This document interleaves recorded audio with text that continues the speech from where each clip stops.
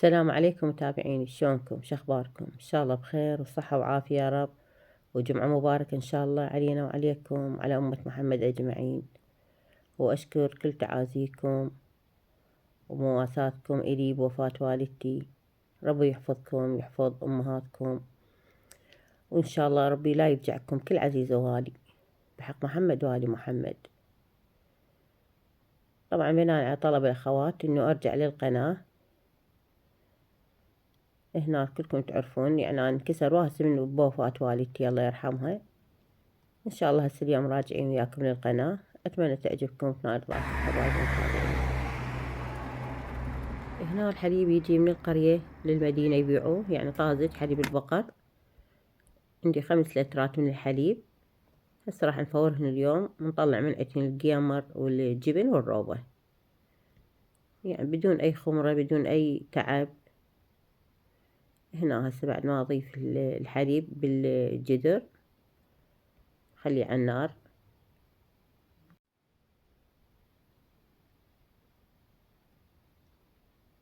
هنا هسه انتظره بين ما يعني يغلي أو يفور على نار هادئة.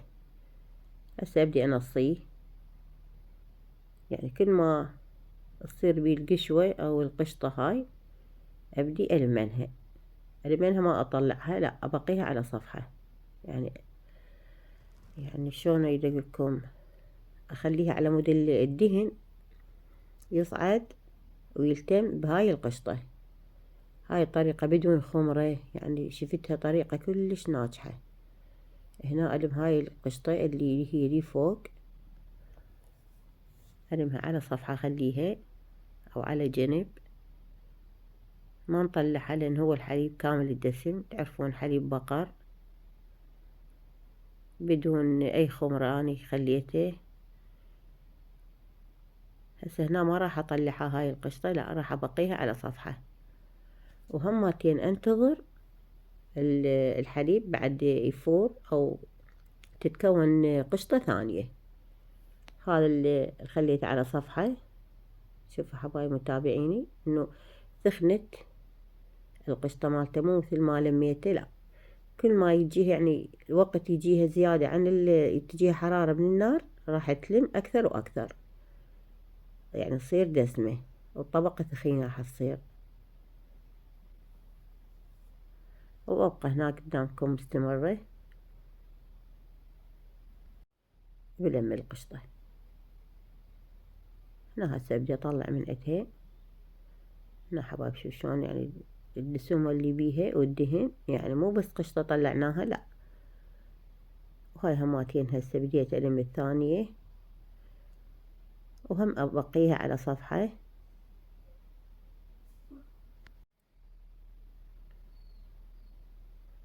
وهاي حبايبي شوف القشطة هاي اللي طلعناها شلون دسمة، يعني مو بس قشطة نطلعها لا، نخلي القشطة تتكون بالحليب انه على النار كل ما تجيها حرارة ونار يعني كلش قليلة، يعني ما نريدها تفور على مود تفتح القشطة على نار كلش هادئة، بس نريد الحليب يلتم هو والدهن وتكونه يعني قمر قشطة. هسه نخليها بالثلاجة. هنا ناخذ هسه اكتفينا بهاي القشطة. هنا عندي الحليب اللي بقى، طبعا هو هماتين بيه هسه دسومة، بس يعني مو ذيك الدسومة القوية مثل القمر. هذا ناخذه على صفحة خليه للروبة، اريد ابارده.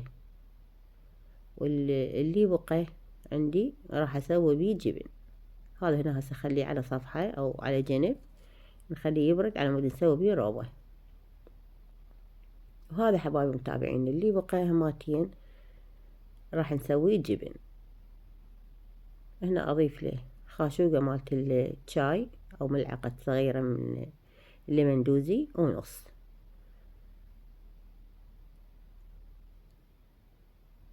هذا همتين هسه طريقة عمل الجبن، هاي طريقة هم كل سهلة وبسيطة.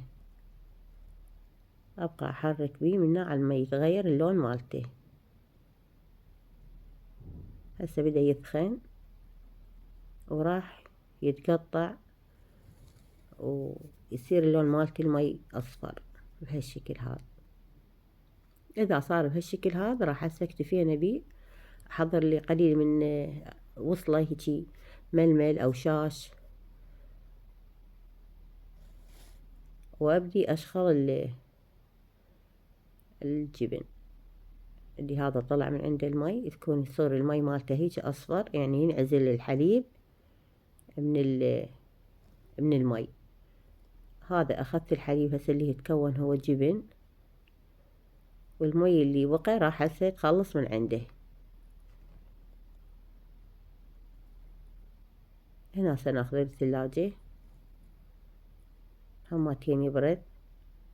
وعندنا الروبة اللي هي بقت، عندك قليل من أو عندك قليل من الروبة أو اللبن الزبادي. هنا بعد ما دفت يعني صارت حرارتها يعني دافية، ما لا حارة ولا باردة، أجي أضيف الخمرة اللي هي هماتين قليل من اللبن أو الروبة الموجودة عندي،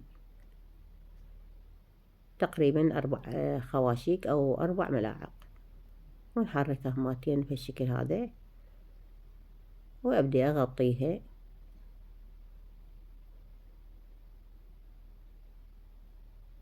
مكان دافي تقريبا 5 ساعات.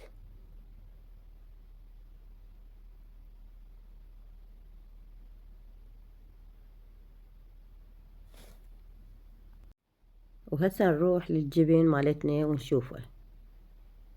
هنا بعد ما كمل أحضر له مي وملح، طبعا مي وملح حسب الرغبة، انه تكون الجبنة مالتنا مالحة.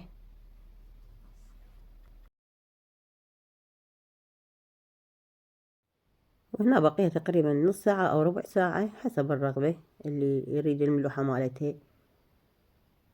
هنا بعد ربع ساعة طلعتها من المي والملح.